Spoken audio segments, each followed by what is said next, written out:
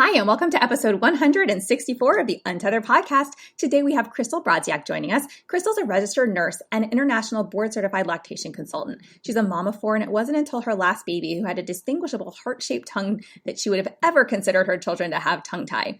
She struggled to breastfeed every single one of them, and no one ever looked in her baby's mouth.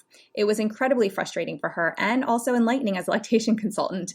And she now has incorporated oral evals into every single one of her consults. She does a lot of education on this topic and has people reaching out to her because of the discussions that she holds. Quick disclaimer, all information, content, and material of this podcast are the opinions of the speakers and is for the informational purpose only and not intended to serve as a substitute for the consultation, diagnosis, and/or medical treatment of a qualified healthcare provider. Welcome to the Untethered podcast. I am your host, Hallie. I'm a certified orofacial myologist, feeding specialist, and mentor. This podcast is all about getting your questions answered and collaborating with colleagues to bring you the most up-to-date information in the orofacial myofunctional therapy, tethered oral tissue, and airway space. I challenge you to keep an open mind and join my mission to get this information out to the masses. Let's get started. Well, Christal, thank you so much for joining me today. I'm so excited that we're finally hanging out and recording. Yes, thank you for having me. It is such a pleasure. Yeah, let's jump right on in. And I always like to ask everybody, how did you come to find the tongue tie space? Or like, what's your story? How did you get into the tethered oral tissue tongue tie world?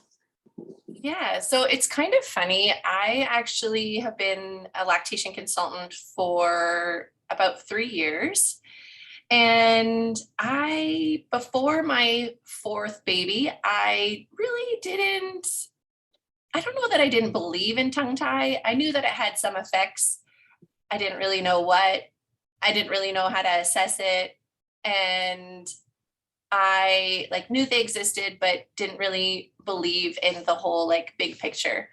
So it wasn't until my fourth son that I realized that all of the implications. When he came out, he was this perfect little dude. So we have 3 girls and he's our last, and he's a boy. He was a surprise COVID baby. So when he came out, we were starstruck. It was amazing. My husband finally had his boy, which we didn't care that we only had 3 girls. But when he came out, I was, so relieved. It was a rocky road of a journey for pregnancies. So when he came out, I was super happy until he stuck out his little tongue, and it was this perfect heart shape. And from there on was a roller coaster after that. So like I said, I was a lactation consultant after my first 2 babies. Breastfeeding did not go well, the first baby at all. She was born early. And she had a lot of issues with oral motor development. And only looking back do I know now who could have supported me in that journey. At that point, I was scrambling. I had no idea who to reach out to. Everybody was just telling me it was normal. And it was super frustrating because when you're in that position and your mom's instinct is telling you that something's wrong and you're reaching out to people, scrambling, trying to find answers, and everybody's telling you everything's fine, it's frustrating. So our journey ended up very quickly with my first.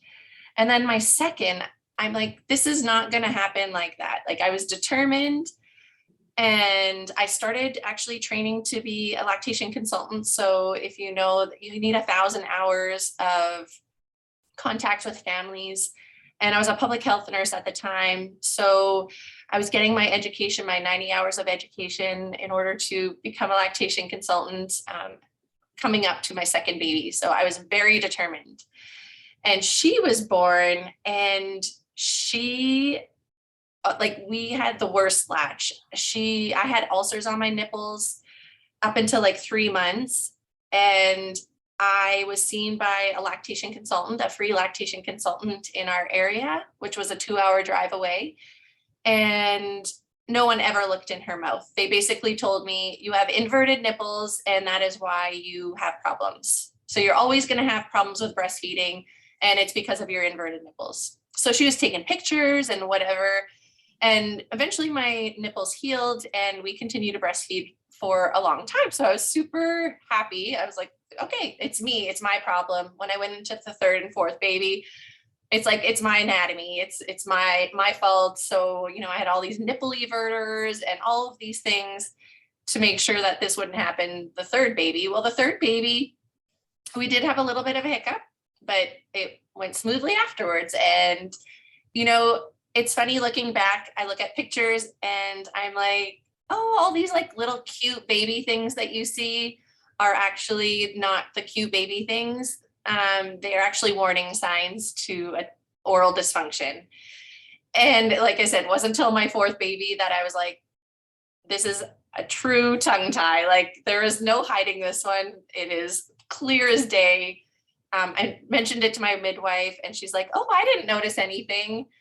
And, you know, it took till day 2. My nipples were sore. I couldn't get a deep latch. My nipples were always lipstick shaped. So I started pumping right away. I'm like, I know what I need to do. I need to protect my supply. Something's up here. And then it kind of all trickled into like reaching out for support from a lactation consultant. And then, you know, getting his tongue revised at 3 weeks and all of the body work afterwards. And then taking tons of education afterwards because I don't know, I didn't know anything prior to this guy. And now looking back, I can like identify out of all my children, you know, oral dysfunction. So it was really frustrating to go through and not have knowledgeable support. And then I actually had a point where I couldn't actually get a hold of my lactation consultant for support. It was actually right after the revision and we were still struggling. And, you know, I just needed like reassurance and motivation and like, you know, someone to say everything's going to be okay. Like no matter what's going on, everything's going to be okay. I was panicking. You know, I didn't have a lactation consultant as a backup. That was my only plan, was this one person. So it was really scary, isolating. I had a lot of guilt over the whole thing because he never did functionally be able to remove milk at the breast. Like he would remove minimal amounts at the beginning of a feed where the milk is kind of free flowing into his mouth, but he was never able to functionally remove the milk. And he actually had a reattachment. So now we were dealing with all of those issues. And I didn't actually realize the reattachment occurred until I started solids. And again, his cute little baby behaviors, he was pocket gophering food. And I'm like, oh my God, that is so cute. My dad does that. Like, that is the cutest thing. And then I realized as I did some research about it, I'm like, oh dear, this is not good. This is actually a sign of dysfunction. When he would drink water out of a straw sippy cup, it would just fly out of his mouth. So we ended up seeing a orofacial myologist, and, you know, basically reassured me that, yes, what I see is, again, the effects of the tongue tie. He had been having body work, so chiropractor, cranial sacral therapy. And at the time, that's all the resources I had that I knew about. Now, fortunately, I know about so many more people in the umbrella of support. And I guess now we're just still dealing with he's a thumb sucker. He was from the beginning, he needed to constantly suck. So we're going to have to deal with that one day. And so, yeah, this is welcome to the world of tongue tie, thrown into fourth baby, and then identifying it in all of my children. So now we're dealing with everybody one at a time because it is absolutely overwhelming. It really is. It is. And it's amazing how many, moms I talk to and providers I talk to that have changed how they go about practicing because of their own children, right? Like our children are our best educators, really. And it's really amazing because I mean, if you had asked me about tongue tie 7 years ago, I would have been like, what are you talking about? Right. And then I got into the world of myo, and here I am, like I'm a pediatric feeding therapist, right? Like I should know about this. I get into the world of myo, come home, flip Lily upside down, and I'm like, oh, you've got to be kidding me. Like, that's why we had 13 months of extremely painful breastfeeding. That's why she never got past the first percentile for weight. That's why it's like the list of things goes on. And I was like, you start to like question everything because you're like, why did nobody tell me this? Why did nobody identify this? Why didn't anybody look in her mouth? Like the same things that you were saying, like no one ever looked in the mouth. And I get it. I know like IBCLCs, traditionally, like you're there for the mother baby dyad and you're not necessarily there to work on oral dysfunction per se in the infant. So like, I get why an IBCLC may not look in a baby's mouth, but then if we feel like, okay, breastfeeding is mom and baby are still struggling and I've done what I can do or what I've been trained to do, why are we not pulling in another feeding therapist? Like you said, like you didn't realize there were other resources. And that's where I've even realized like SLPs and OTs who traditionally do feeding, right? Like beyond breastfeeding, if we're not trained in breastfeeding, we do bottle feeding, cup feeding, transition to solids, so on and so forth. And there's even like so many subspecialties within like feeding and the ages you work with, whether it's peds or adults, and even within pediatrics, like, is it birth to 3? Is it, 5+ and all that fun stuff? Do you work with kids with severe medical disabilities and, or is it more the traditional picky feeding problem feeder type of issue, and it's just, there's just so much depth to it. And the sad thing is that while there are so many great courses out there for SLPs and OTs, even like I can't really speak to IBCLC because I haven't taken any of those courses. But I know in like the feeding SLP OT world, like I'm like, I've never taken a course that taught about tethered oral tissues. Why? Is this not in any, I've spent thousands of dollars. I've taken, I don't know. I mean, at that point, like I was doing at least my minimum required continuing ed up until the point of having kids. After this became an issue, I was like, oh, we got 200 hours this year and another 200 hours that. I mean, that's like obviously on top of working full time, right? So it's like on my own time here and my own dime, I'm just out there taking all of these different courses. And it's still amazing to me that there's so many courses that still don't have it. And that's where I remember talking to a good friend of mine who is a big name in the medical SLP world. And she was kind of like, I was like, yeah, I'm gonna make this Myo course and like my membership and everything. And she's like, I really think you should do a feeding course. And I was like, that sounds like a lot more work. I don't think I'm up for that right now. Like, I don't know. I mean, I've got 2 kids. Like, I don't know. This is just a lot.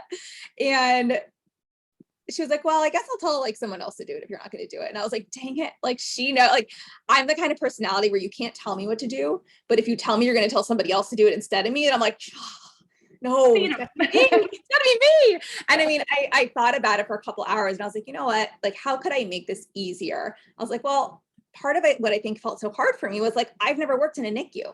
I've never worked in certain settings. And I don't work with like really medically complex children. I work with children who have tongue ties. I work with children who are more picky. I work with, autistic children. I work with children who had certain patterns where they're cutting out foods. And so I thought it was sensory and, all of this other stuff that a lot of like the OT courses, OT focused sensory courses would teach. And then when I just sat down and I was like, I just kind of took a good hard look at it. I was like, you know what? There is no course out there that exists that encompasses pediatric feeding, tethered oral tissues, and Myo for like the birth to 5 crowd. Everyone's saying wait until they're cognitively at the age of a 4-year-old, which I get. Like, I'm a myotherapist, that's absolutely accurate. But why is nobody teaching anything prior to that age? We should not be waiting. And that's what just like drove me, because I was like, we've got to have more, right? So, I mean, it's like, I get it. And it's like all because of my own kids, obviously. I don't think I would ever be where I am today, but the same thing with the podcast. Like, I went to find it for my own support purposes. It didn't exist. And I was like, oh man, now I got to create it. Here we are. So yeah, but I mean, I think it's so interesting. And I love having, not to say that I love that you struggled, but I love having, moms and who are providers in this specialty come on here and share your story, because it happens to all of us. And I think that, you brought up the mom guilt piece, and the mom guilt runs deep, man. Like, oh, I thought like, I look back now and realize, and I was actually talking to Taylor Kulik I don't know if you're familiar with her. She does, the sleep. Yeah.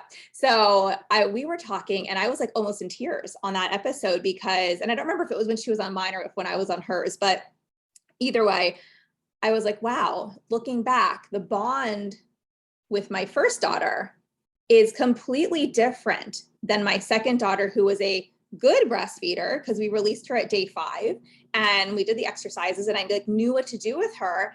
And we got the body work, and all, we did PT and all this stuff. And she fed beautifully and we had no issues. Now she's still on her own airway journey and that's a whole nother story.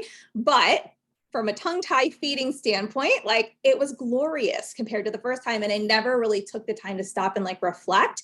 And I was like, wow, like there's probably a lot more going on from that first year with my first child than I ever realized. And I was just like in tears. So I'm like, I feel like I was robbed of the ability to connect with my child on a certain level.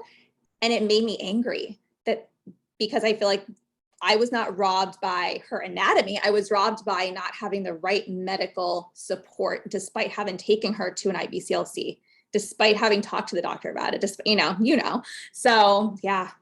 I feel that completely. And I actually have written posts about this, about how unfair it is that this happens. Like, I mean, there's obviously like bigger cards, like, relatively he's healthy. So I can't really complain in that sense, but it really does feel that way. And like you said, because my third child, we had a relatively like good breastfeeding journey. You just assume that everything, like, you now have it figured out. And it really did feel like between trying to get him to feed at the breast, trying to bottle feed, trying to breastfeed, because I was still trying to, keep that, relationship and bond and pump and all the things. Like it was constantly, I was in a rush, and then building that on all the appointments. So I live rurally, so I don't have access easily to all of these, even in our bigger centers, we don't have access to the level of support that you're talking about. Mm-hmm. So it's really frustrating. Like, looking back, I could have involved so many more people at the time. Obviously, I didn't have a clue.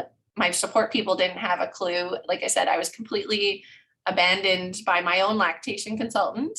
Yeah. And so it's crazy. All the moms now that I've talked to, I tell them, I'm like, you are going to feel guilty. You are going to have this phase, like after the revision, that you feel that you did something wrong. You caused your child pain for no reason. And you're going to feel that way. It is going to go through your head. And you're going to be like, why did I do this? This was not a good idea. I don't see the immediate result because it's not a snip and everything is wonderful. I wish it was. I wish that there was like a magic potion that we can do and make it all easier. I have no idea what that day is going to look like one day when we get to that point.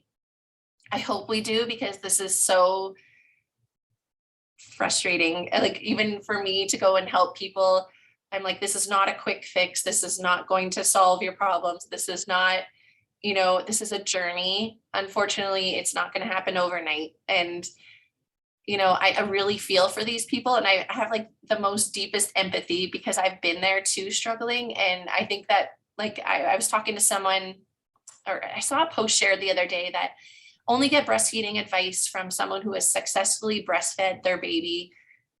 And I'm like, wow, that was like a stab in the heart.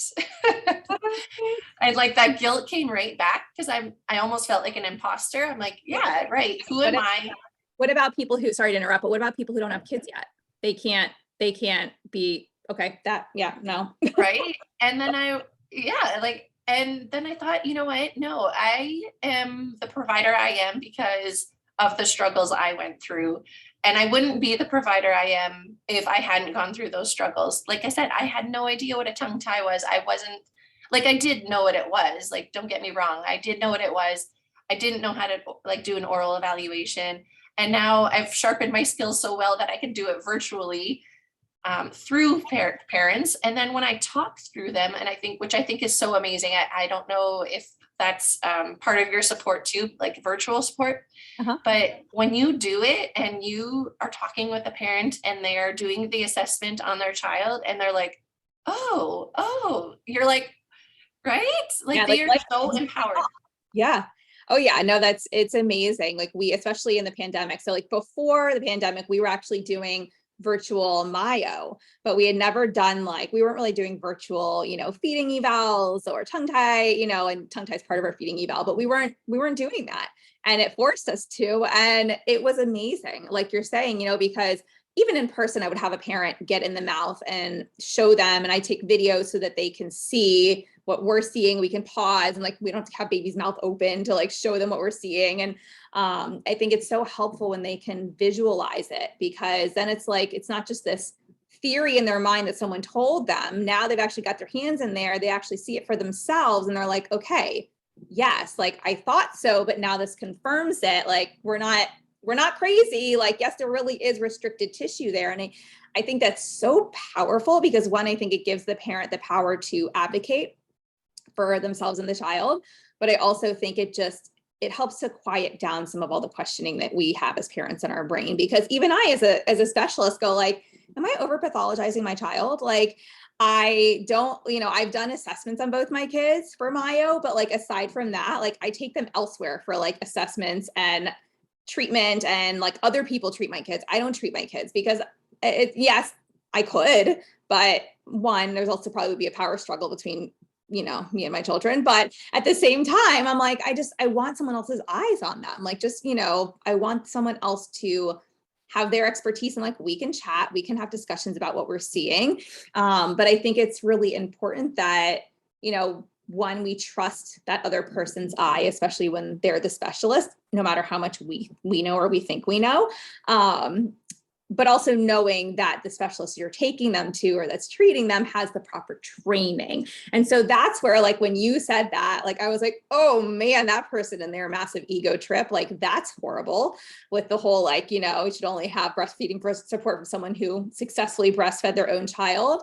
Like, that's ego talking. And that is just, it's sad. It kills me to see stuff like this on social media, because there's so much information out there already that parents are struggling to like source through. Like, let's just throw in like obnoxious posts like that. And if someone doesn't have a child, but they've worked with 1,000 babies and they've taken all of the courses and they've had mentorship and they're highly skilled, we shouldn't work with them. Like, what? I mean, it just doesn't make any sense, right? And then of course it's just nasty to like parents who may be doing this and helping lots of other kids, but like, yourself and myself, we struggled. So what, we're not good enough to help somebody else's child because we struggled with our own? Like, sorry, ego trip. Sorry, not sorry. Conversation that needs to occur, because that is, yeah, that was my thoughts exactly. I was very like, triggered by it for sure. Yeah. And like, how about we stop with these like posts where we attack each other online and we start supporting each other, and hey, how can we all work together, right? Like, I know you've talked about the team aspect, and I know for you especially, it's challenging being rural and not, having access or even knowing who you should have access to. You've mentioned a couple times. I think that's so common, even in big cities where it seems like there would be so much support. It can be so hard to find that right person who gets it and we just moved last August from Maryland to South Florida, and down here, like, I can't find anybody, to work on airway stuff. Like, it's just, there's no holistic dentist like anywhere near me. There's no like airway centric dentist anywhere near me. There's one ortho who's airway centric, but still, like, my daughter is like going to be 7 in August and I took her in March, and basically the message was, she has a beautiful face, like, but let's not overdo it. Like, let's wait 6 months. And I was like, what does waiting 6 months like do for her? Like, why don't we help her now when we know she needs, you've agreed she needs upper and lower expansion still? Like, she's been in an appliance before. She's not new to the appliance world. It did wonders for her. We have the before and after CBCTs to prove the changes in her adenoids, her sinuses, her nares, her airway, just like the position of her jaw, her posture, like so many improvements. But, she needs, that was like pre-ortho, and this is now like the next orthodontic stage we're going into. And so anyway, so I did find somebody who's in like North Miami, and it's an hour drive, but I'm like, it's, you know, it is what it is at this point, because I need to get the kids what they need. And I know what to look for. And so it drives me so crazy that it's so hard to find these people. No, and I feel like they're almost hidden. Like, I never seen this before. And now I feel like, so someone told me, Christal, you know what, that theory, like when you are thinking about red cars, yes, and now you see tons of red cars. They're like, Christal, you see tongue ties and you see a lot of tongue ties. Well, I don't believe that. I actually believe that a lot of our breastfeeding issues are tongue tie related. And that's the people that I get to see, yes, because they are struggling and it becomes complex, and, you know, they are here because they've exhausted all of their resources. So yes, I am seeing a lot of tongue ties, and now I've become better educated on assessing and stuff like that. So it's not that there's more of them. I think that I'm just seeing more. I'm following a crowd of people that are more informed. And now I'm seeing more and more people say that they have extra training in this. And I'm like, where were you last year? It's so true though, because it is like, you know, there is that whole theory and everything, but I always say this to people. They're like, I actually had a patient ask me one time. So, and this was like, I think the father, they were like, so does every child who comes into your office have a tongue tie? Like, as if like, do you diagnose everyone with ties? And I looked at him and I said, look, that's a semi unfair question. I said, because most children who come into my office have already been to a dozen other providers. They are falling off the weight charts. Some of them are headed for feeding tubes. Sometimes it took a long time to get to me because people didn't realize that the baby should be seen by me. Some of them have been seen by other feeding therapists who weren't trained in tethered oral tissues and myo. You know, it just depends on like, what was your journey to get here? I said, so you have to realize like, I'm like the tongue tie person. Like, people come to me to rule it in or rule it out, but that requires a full feeding evaluation. We have to look at function. It's not just about the presentation. You know, I go through the whole spiel, like explain to him. And he kind of just sat there kind of like, almost like he got schooled. And I didn't really mean it to like come off that way, but I said, you know, a child who's struggling with feeding, who goes for their very first assessment, right? If that was truly my clinic and we were getting the baby like right off the bat, my numbers would probably look very different.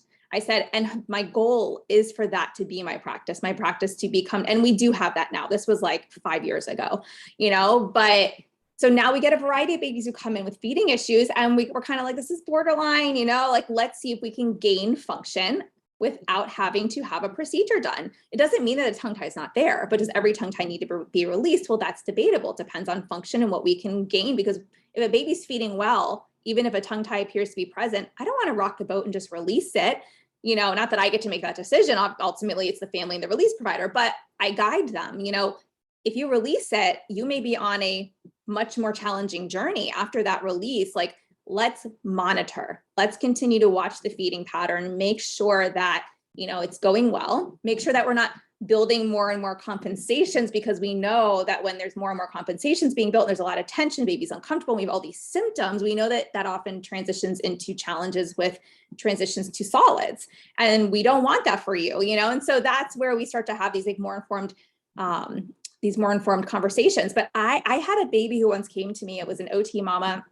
The baby's tongue was like heart shape. And the mom was like, I know she has a tongue tie, but she's feeding so well. And she had transitioned to solids well. She's like, so I don't know what to do, because everyone I work with is like, release her tongue, release her tongue.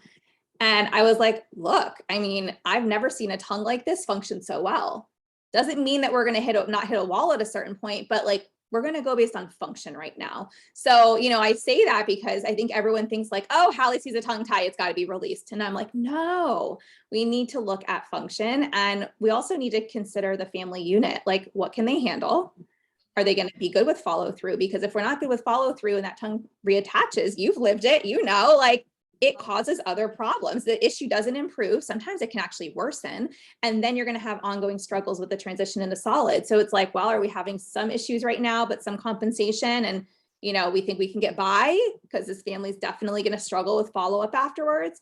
Or is this family fully on board and like fully committed, and we know that it's going to be successful? There's so many variables. And, you know, it's just one of those things though, that I'm like, forgetting all the kiddos who have these concerns. And so it's, that's who appears in our office. So it's not like we can throw out percentages. Like I can't say like, oh, 90% of kids have tongue ties. No, 90% of the kids who might end up in my office might have them, but they're coming to me because they need a feeding eval with someone who's knowledgeable about ties and airway. And, it's a whole different conversation. Yeah. And I feel the exact same way, is that, I don't get to assess all the babies right off the bat. And someone mentioned this to me too, is that like, even if we did like in the hospital evaluate every baby off the bat, that's not a fair time to say that functionally that tie is going to affect that baby. So then I'm actually in a really opportune place to help support people, because I do see them within that, usually within 1 week to, up to 3-4 weeks, usually when they're like already having issues like with weight gain, or I'm seeing them like further on at 4 months, 6 months, 9 months, where now they're falling off the growth chart. So it's unfair to say that like you could do that. Like if there was, everybody who was trained, one way to assess an oral tie, and we could say that like 90% of people were born with tongue ties, it doesn't mean it would affect function, just like you said, right? Yeah. I mean, like anatomy is anatomy. And look, and to some degree also, and I talk with my friend Autumn Reed Henning about this a lot, who has a TOTS training course.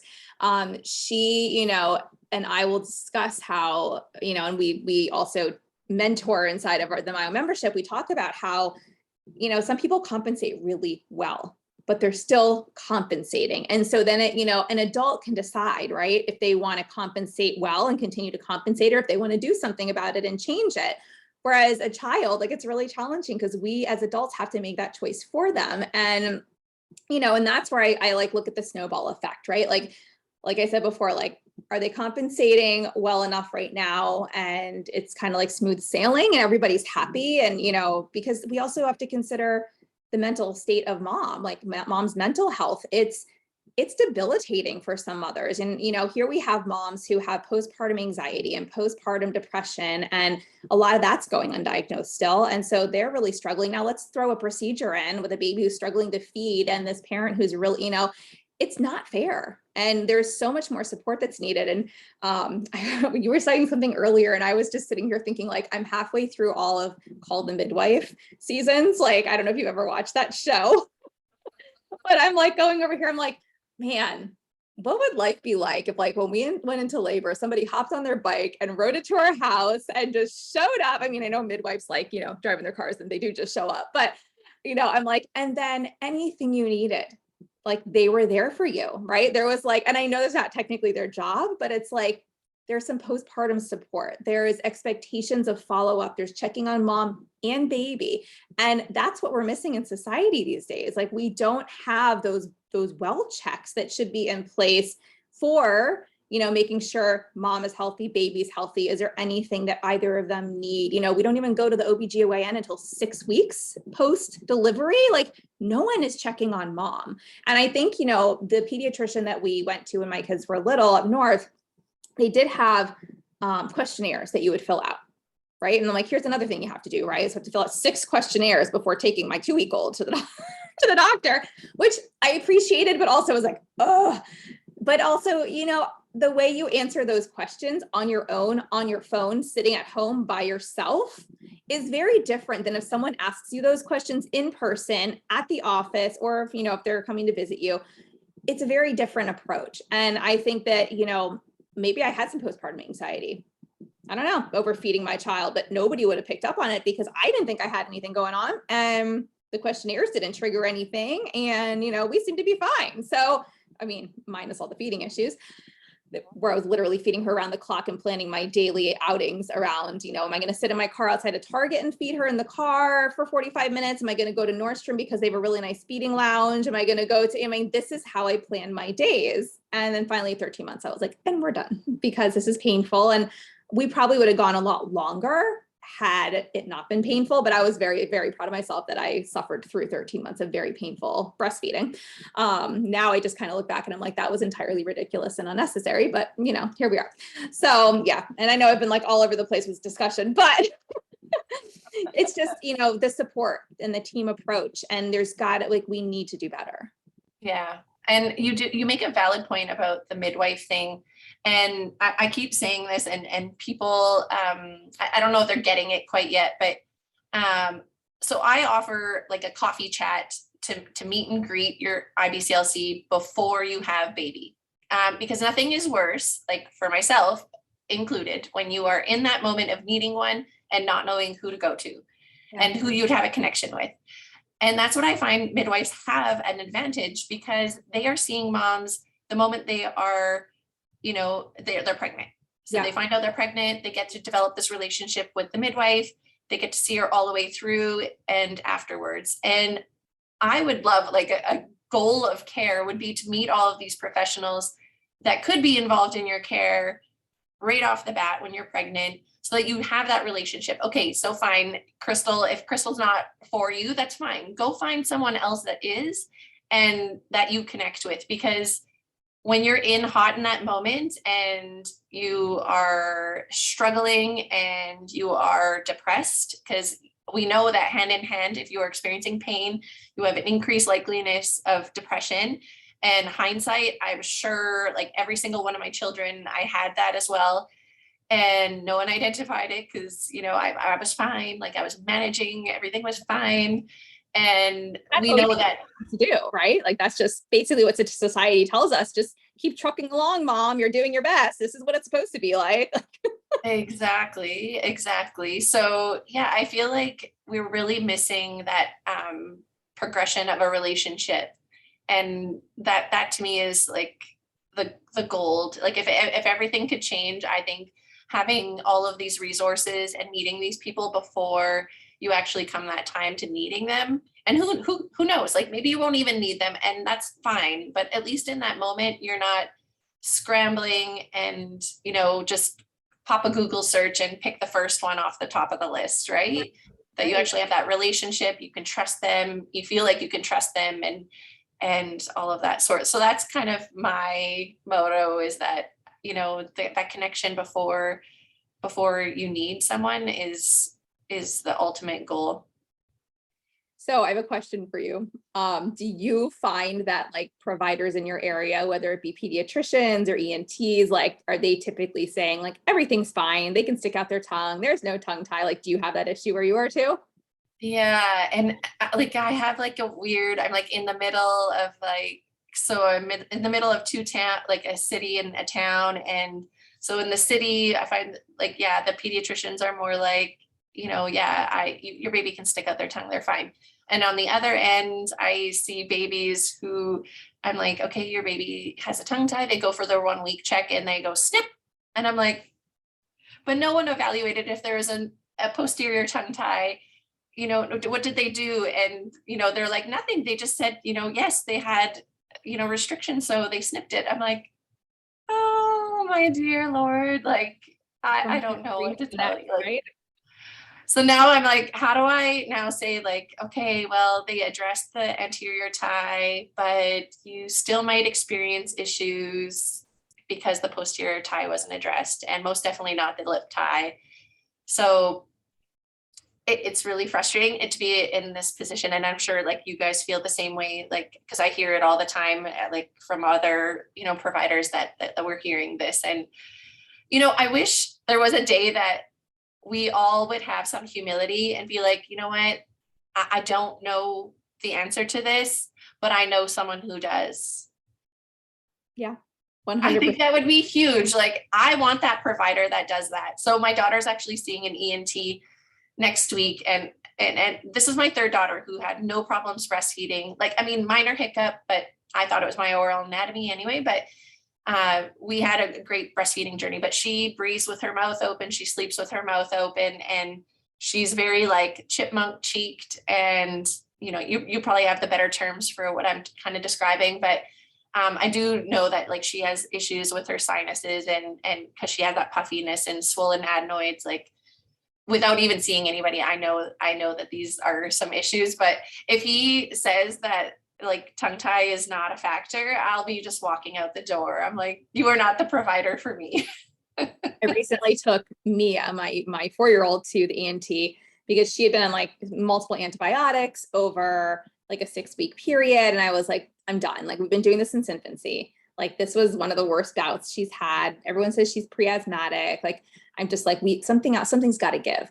And I couldn't find a provider to do the expansion, but I knew I learned about this dentist in North Miami, and I was like, it's just time to go. So we actually went to her, and then I took Mia to the ENT the week, like, we had an ENT appointment the week after. And with the dentist, we had someone coming to the house with a CBCT truck, like, coming to like do her scan and everything. The ENT put her on a antibiotic and nasal spray, and did not offer a scan, didn't do a scope. And the whole like reasoning was, well, you know, with the little ones, we don't want to poke and prod and do all these things. Like, I want to be her friend. And I'm like, I don't want you to be her friend. I want you to be her doctor. Like, do what you need to do. Like, where are we going to see you? Once every 3 months if needed? Like, oh, come on. Like, it's just, you know, I get it to some degree. And I know some kids are not going to tolerate it. Like, that I understand. Like, never force it if the child is not cooperative and they're just not having it. Like, that's a different story. But like, my child will sit still and do anything you ask. Like, she's really compliant. And anyways, so I was like, you know what? We're already having the CBCT done. I'm not going to force the matter. So I started her on the antibiotic. We ordered, and like, we were waiting on the nasal spray to come in. And so she ended up having the antibiotic, I think, for 5 days before the CBCT. And that was almost, maybe it was actually 7 to 8 days before. It was almost the full course of the antibiotic. And her adenoids were still like enlarged on the CBCT. So they hadn't gone down fully. And maybe the antibiotic would have kept working, and, you know, but it's not the end all be all. It's not, you know, maybe the nasal spray is what we really need to help and reduce that inflammation. But I'm like, I feel like it's just going to come back because she's been on all kinds of antibiotics. We've been using Xlear nasal spray for the past couple of years. Like, she's not new to nasal sprays. These are not coming down, right? Like, we need to do. So at this point I was like, whatever, I'm not going to fight him on it. We went back for the follow-up because I was just curious. I just wanted to have the experience. So I know, can I refer to this guy? And look, he was wonderful. He was great, but he was not airway centric. Right. And so I'm like, I did like that he wanted to at least try something, because when I took Lily to another ENT up north, when we lived in Maryland, she had almost kissing tonsils. They were like 3+, like very inflamed and veiny, not healthy looking, but she had a closed mouth posture at rest. And so because she wasn't sick at that point and her presentation, the ENT was like, well, I'm very unimpressed by those tonsils. I don't think we need to do anything. No medicine, not that I wanted medicine. No surgery, not that I wanted surgery. No, come back in 3 months and let's monitor them. Nothing, just sent me on my way. And knowing what I do, and that was supposed to be the airway centric ENT in the DC metro area. I was so frustrated. I was like, you gotta be freaking kidding me. And it's just, it was like that. That was our journey up north. And so down here, I'm like, there's gotta be somebody that can help us. And so I've heard about a few people like that are closer to Miami, but we haven't been to them yet. At this point, I'm like, she's now into an appliance that we just picked up, and she'll eventually go into like an expander in like 9 months or something after the first appliance. So like, we're on our airway journey, and I'm fully confident that's going to handle all the inflamed tissues and everything. But I'm like, man, I mean, it's even with our level of knowledge, it's still so challenging. And I know you're rural, but you would think that me being like having access to these large hospital systems and cities, that I would have options, and it's like limited to none. So it's just, I think, a sad state of affairs right now, to be honest. Yeah. And I guess the more, and I don't, like, again, I don't know if I'm seeing red cars because, you know, I've been watching for red cars, but I feel like now the accessibility with, like, from COVID, the accessibility of courses and training seems to have broadened, because everybody seemed like they had in-person courses, and now you can take a lot of people's courses online, which is amazing, and accessibility is huge. Yeah. And so I hope that we learn something and more people become educated, and, you know, because there are courses out there to train us, even though, like I said, for a lactation consultant, we talked about this, that we aren't trained to learn about tongue ties. Like, that's not part of the exam. Like, you know, it's not part of the education criteria, you know, but there are trainings for lactation consultants on tongue tie. And like you said, now I get like 200 hours a year. I remember struggling to get the 90, and now it's like 200 a year, no problems. Like, I get enough. Yeah.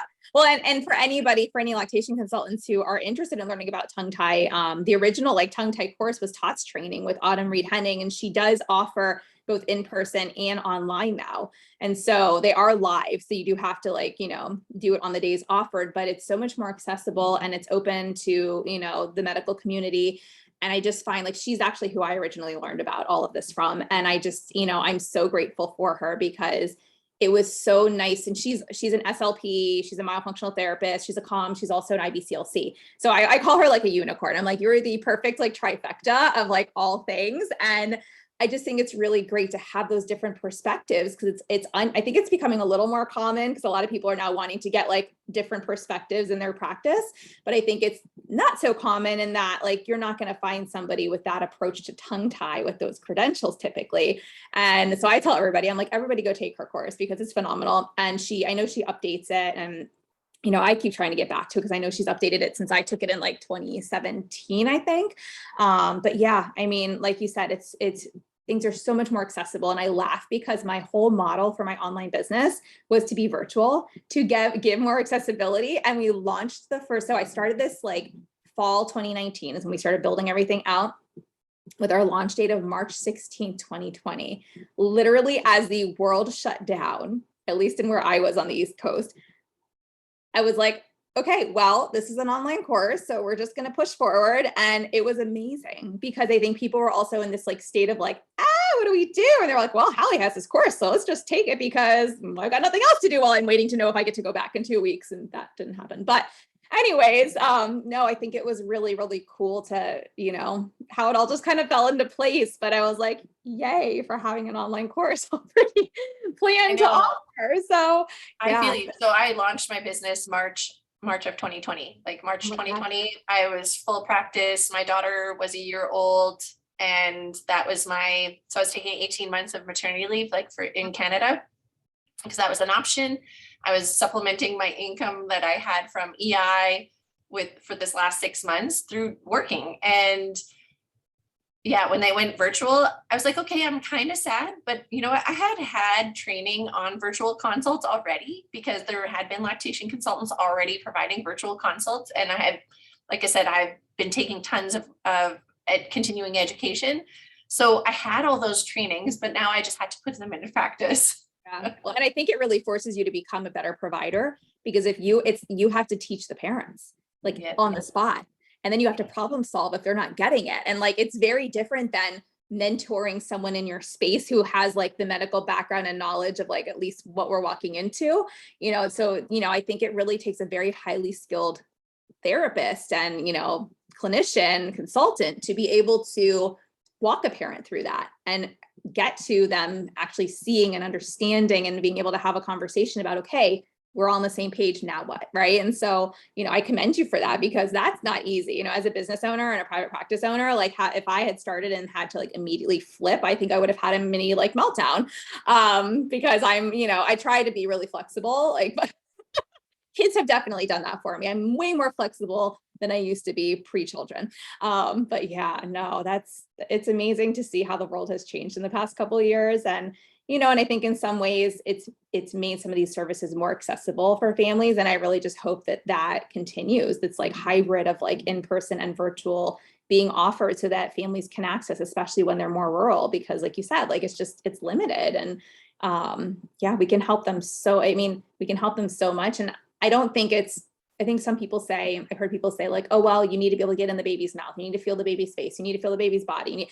We're not doing craniosacral therapy. Okay. Yes, we're doing feeding, like, as an SLP does feeding, like, yes, but I can also guide a parent because guess what? That parent should also be doing that between sessions every week. And if we're not already teaching that even in person, like, what are you teaching? Like, what are you doing? Like, we need to have some parent education, even if it's 5 minutes at the end of each session in person.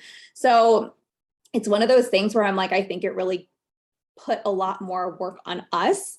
But at the end of the day, I think it makes us much more highly skilled clinicians. And I've seen it work beautifully, sometimes better than in-person sessions because the parents have to take like responsibility on a whole different level. And it really involves them a lot more and I think it empowers them too. So, I love it. I love it. Yeah, I agree. Like I've been doing, because I work still with public health. And so I do in-person home visits and stuff like that. And I definitely people always look at me and are like, Christal, like virtual, that's kind of like the less than. And I'm like, I beg to differ, because I have to take more time, like to be able to express what I want you to do.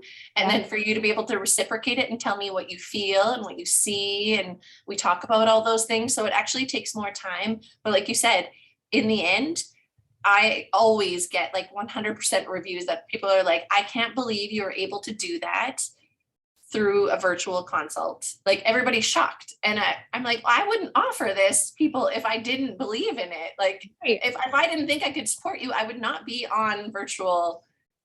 Absolutely. I love it. Well, where can they find you? Yeah. So I'm on social media at Christal Brodziak LC. So you'll have to put my spelling of my name in the notes. Can they get to it through your website? Would that be easier? Most definitely. Yeah. You can connect through my website. So it's www.empowered mama lactation. So mama is MAMA. Love that. I love that, empowered mama lactation. Well, awesome. We'll make sure they have access to all of that in the show notes. And this has been fabulous. I love chatting with you. I always have I'm like all of us moms who are like in this space. I'm like, one of these days we just need to have like a conference of moms who have struggled to breastfeed and feed their children in general, who are in the tongue tie, myo, tot, feeding, IBCLC, all, lactation world. We all just need to have like a big conference together. So that would be a big conference. I think that like the motivation for a lot of people is the fact that they've been through it. Yes, 100%. Well, this has been amazing. Thank you so much for joining me. Thank you so much. Thanks for listening to this podcast. If you want to hear more of these myo, tots, airway, and feeding related episodes, be sure to leave a review on Apple Podcasts or pledge a small amount on patreon.com/the Untethered Podcast. If you found value, others you know in this space will too. So be sure to share this episode on your social media platforms and join us over on Facebook, on my Facebook page at Hallie Bulkin Biz, on Instagram at Hallie Bulkin, and you can head over to theuntetheredpodcast.com to grab a copy of the show notes, where you can also subscribe to be kept up to date on the latest podcast episodes.